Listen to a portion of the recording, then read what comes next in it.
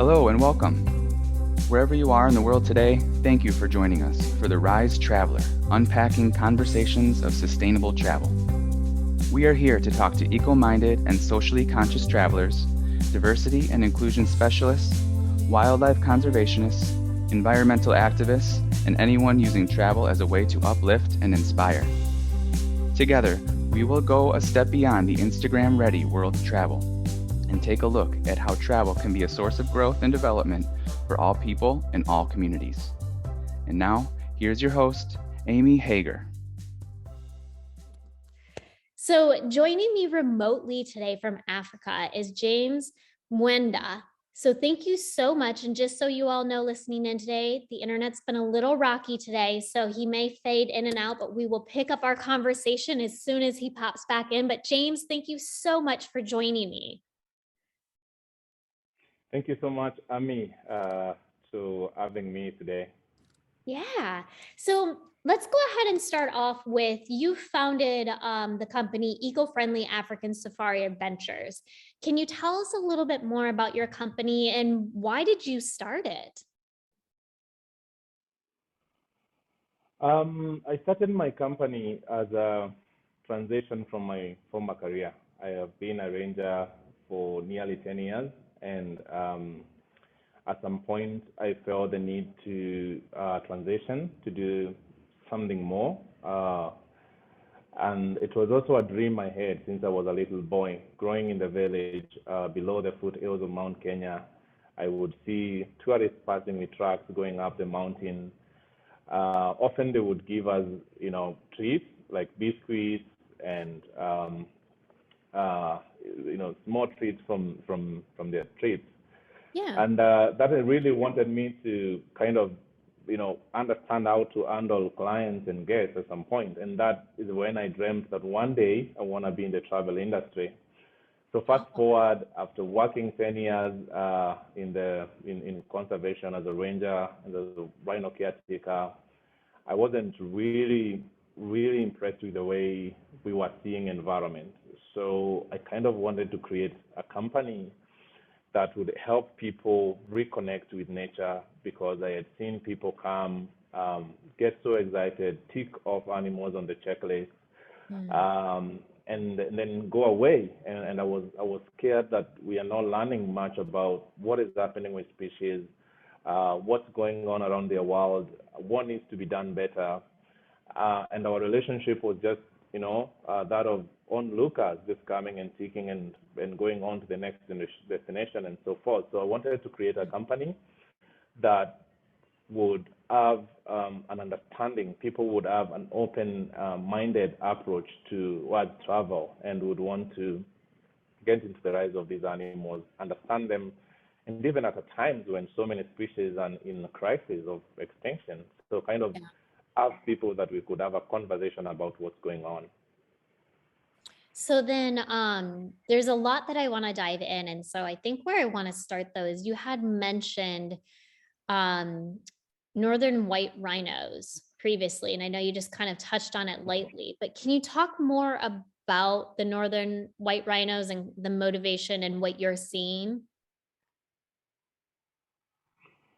Yes, the northern white rhinos, maybe for someone who is hearing this for the first time, one of the most embattled species presently on the planet.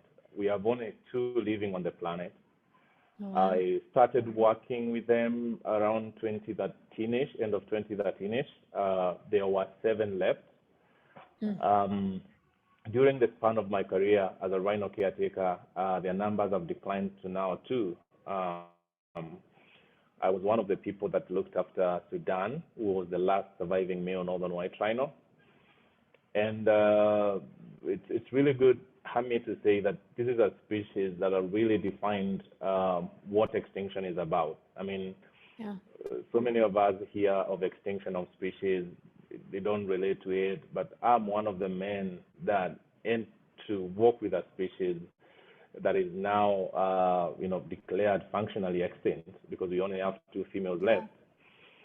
And my job was basically to secure them, make sure they are safe, they are protected, they have everything they needed, but also try to give them comfort, because of how far they had come in terms of being the last of their kind. So this is a job that I did for nearly 7.5 years, and it was emotionally draining as a young person, being there in the moment when a species is on the brink of extinction, and I really, really wanted to do something.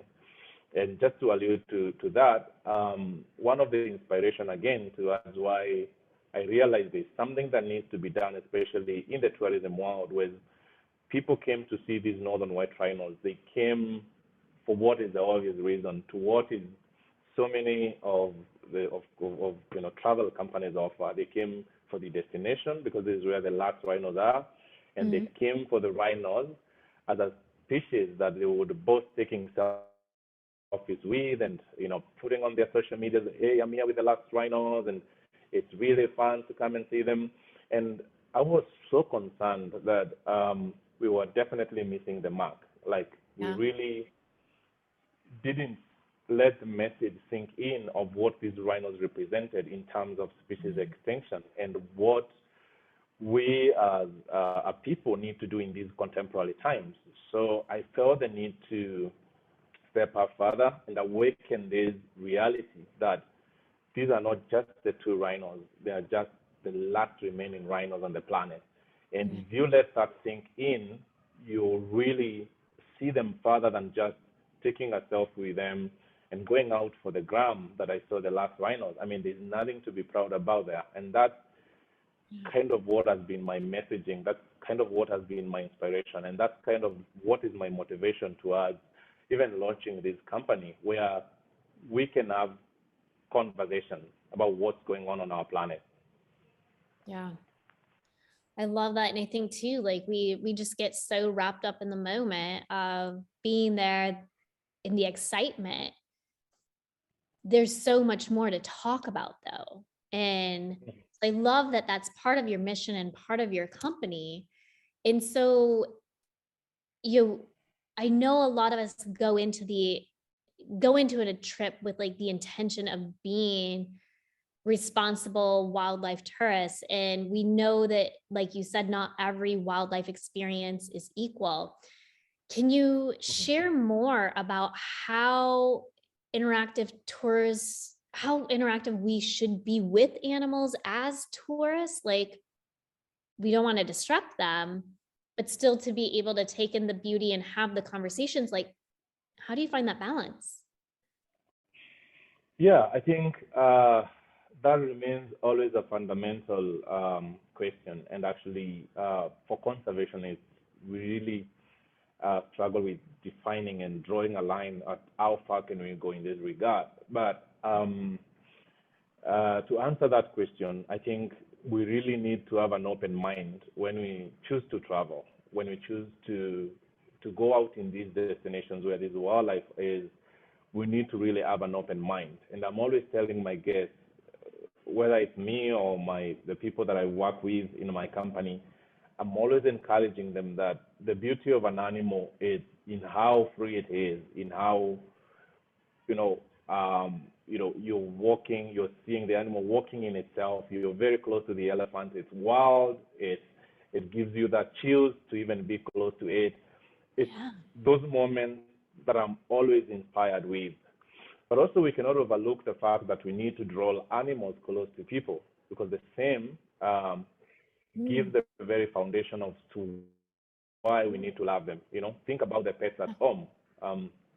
People want to cuddle them. People love them because they are more close. They can, be close to them. So in case, with my experience, especially working in Opegita, for instance, when Sudan was alive, was the last male northern white rhino, we did allow people to come close to him and even lay hands to them, because he was not just any other rhino, he was the last remaining rhino.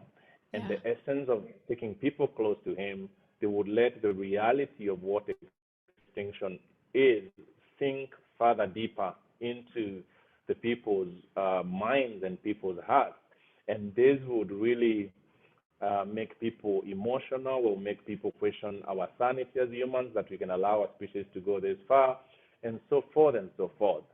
Again, I think we really have to be very careful then, because at sometimes it tips over and then we end up exploiting animals, you know? Yeah. We end up having animals that people can cuddle, which is the wrong relationship that we shouldn't be embracing when we are talking about helping wildlife. So we need to isolate cases, to further answer this question. For instance, Pejeta, we have a blind rhino that could not be reintroduced back again in the wild because he lost his sight when he was 14 Yeah. years. And what the management made the decision was this blind rhino can be used as an ambassador species. We can Mm. let people go close to him as a way of giving him company. We can also let him represent Huh. the hundreds of other rhinos we have in the world to kind of help people interact with the rhino and bring what it is to be a rhino in their lives. And people have affinity to love what they can see, what they can touch, what they can feed. It becomes a personal experience. That Yeah. when I am on a safari with you and I'm telling you that's a black rhino there, they're very dangerous animals. You can get close to them. That there's not no that connection. But Mm. then, for instance, if you go close to a rhino, you're able to lay your hands on it, and for a moment, you're able to feel their energy. You're able to feel their strength. But then you realize how vulnerable they are to us humans. Then, um, you know, that message doesn't really sink in. So I think we need, as conservationists and also as travelers, we need to be really cautious to know when an animal is being exploited Mm-hmm. and when it is genuinely um, justifiable to be able to go close to certain animals. Because at the end of the day, um, an elephant isn't just an elephant because you can just go and cuddle it. I mean, we have Yeah. animals that have been, tamed too. So it's both ways. I would say it's both ways. It's just Yeah. about who is doing what and where is it being done. Because then we have different destinations that offer different experiences like these, and then at the end of the day, travelers get confused with what is happening. So Yeah. I am for the ideal of we need to use species that have got a natural challenges like blindness, like a sickness. They can fit in outside in the wild. We can make these animals more human friendly. People can go close to them. But maybe the ideal of taking a healthy animal out in the wild and bringing it here so that then people can come and play and cuddle it. From a human, standpoint, I don't feel it's healthy. And I'm always encouraging my guests, you don't necessarily need to lay your hands on an animal to love it as much. I mean, they are Mm. beautiful seeing lions walking free. They are beautiful seeing leopards just walking free, roaming, living their lives. I Right. mean, it's the best beauty than just when they're in a cage and you can just go and cuddle them.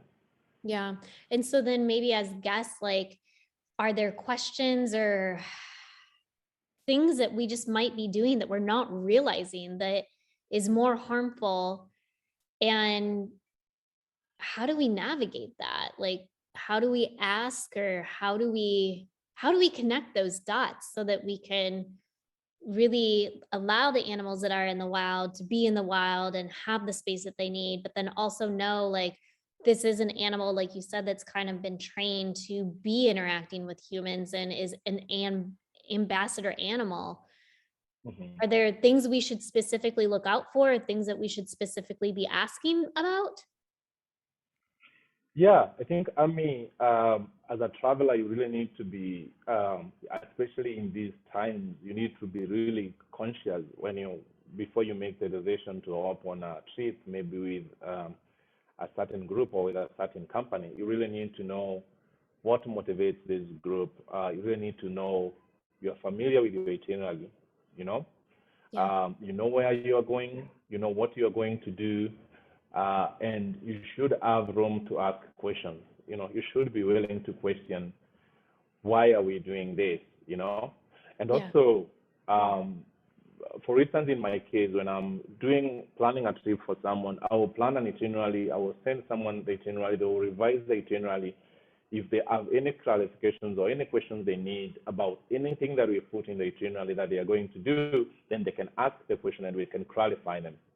So it goes about doing some research about who you are traveling with and what is that motivates, that particular group, because that is when you can be able to know what you are expecting on a certain trip.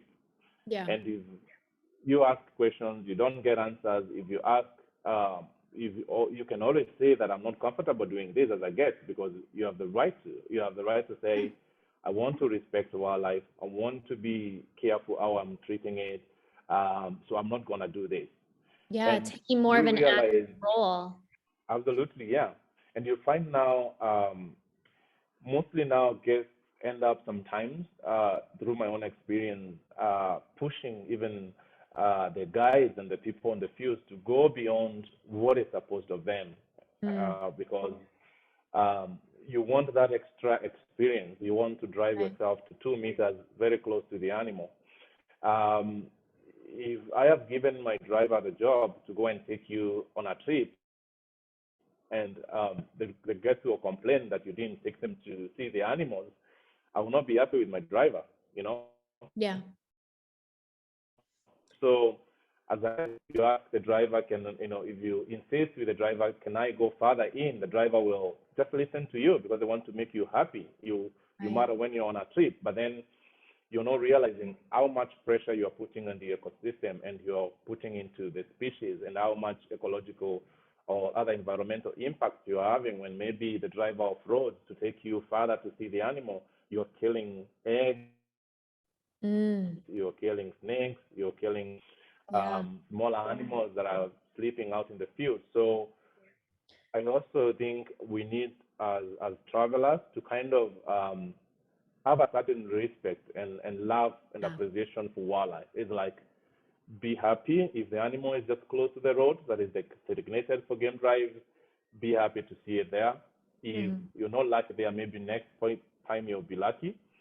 But Yeah. don't push the drivers, don't push the guides to further go beyond and cause a lot of harm to the environment. So what sometimes seems like a simple request as a traveler of can we drive closer to that animal is actually unfair to ask and can put more in danger. So I think if we respect the itinerary that is set, the path that is set, and know that the reason that's set is because of, like you said, there could be eggs, smaller animals, things that the truck would drive over and would kill, but we wouldn't even realize it. I think there has to, you said that respect Yeah. for the itinerary. I really, really like that, James. So then one other thing that I know that you're really, really passionate about is slow travel. And so can you first explain what is slow travel, and then talk through some of the benefits of spending time longer and seeing fewer places? Like why should we consider slow travel as tourists? I I actually, that remains my guiding light for my company. Mhm. Is the sole reason why I also started my company, because what I saw was guests that would come and visit the conservancy that I used to work, and they were so much in a hurry because they wanted to come for just one day and see rhinos, lions, and elephants. And what they wanted to do was, they were given by their company a checklist of all the animals they are going to see on the African safari. And all what they wanted to do was to pick away the animals. So they don't even have even time to sit and Experience. enjoy the beauty of the wildlife. They wanted to tick off and then go to the next destination, because what we have been selling as travel companies is destinations and animals. People come, for instance, for Masai Mara in Kenya, and they come for Amboseli for the big elephants, and they come for the big five. So if someone itinerary includes Masai Mara, Amboseli, and maybe Old Pejeta, and then there's a tick, so people are so rushed to tick away species and pick away destinations and say, oh, I was in Africa, I saw the big five, and so forth. So what slow travel means to me is a travel that comprises of a broader understanding of the environment that we are visiting, or rather the destinations that we are visiting, whether it's a park whether we are traveling for culture, whether we are traveling for educational purposes, we desire to take time and soak in the beauty of the present moment that we are living. Uh, and I've always let my guests imagine, sitting down in our car, switching over our engine, and having a herd of 15, 20 elephants just next to us being elephants, you know, trying to soak in the beauty of what they have, what they are doing, how they live, how many do we have, what is their threat. You soak in the beauty of that moment. You take time to go slow. Um, you get to understand better what these species mean. And then as a person, you find yourself, you're getting much more reconnected with nature than when the relationship is just coming and taking them away. So to me, slow travel means taking time to appreciate and value the places that we visit to make sure that we make the most out of it and in terms of reconnecting with nature. Because we're living in a times when our relationship with nature is that of onlookers, where we just see animals, we just see conservation, we just can, make it statistics. Our relationship is just onlookers, and especially now with modern science and all of that. But my imagination is having a traveler or travelers who want to soak in the beauty of the wildlife, at least enjoy, try to even name these animals, try to even, identify each particular animal. And by so doing, you find that you are having a more greater purpose than when you're just coming to see them as, as taking them away and rushing. Yeah. So then if you looked into your crystal ball, how do you see the future of the travel industry if we as tourists really embraced slow travel? I see a future where people basically understand their part in helping the survival of species. It's not just about traveling for us, it's also traveling for the species. It's traveling for the places, the traditions of the places we made. It's traveling for the people. It's traveling for the survival of the ecosystems that these animals live. And I think the future of slow travel is, basically we have a low carbon imprint. Imagine staying in a park for 2 or 3 days, you're having less impact on the environment than when you're driving across the country to do so many things at the same time. And at the same time, I think the future of slow travel will be a very, empowered people that are very conscious of themselves, because I can say through my own experience living in the bush and now doing trips that nature is a therapy in itself, where when we take time to go deeper into it, when we take time to understand it, we are able to find ourselves in different fronts, and we are able to realize who we are in the context of making our planet a better place. So I think the future of slow travel is what is really required. You rather go visit 2 places, even if it's for 10 days, but you rather go back home a reconnected person, a person who really understands how they can fit in making our planet a better place. So it's not only spending more time at a place, it's having a deeper connection with it. Yeah.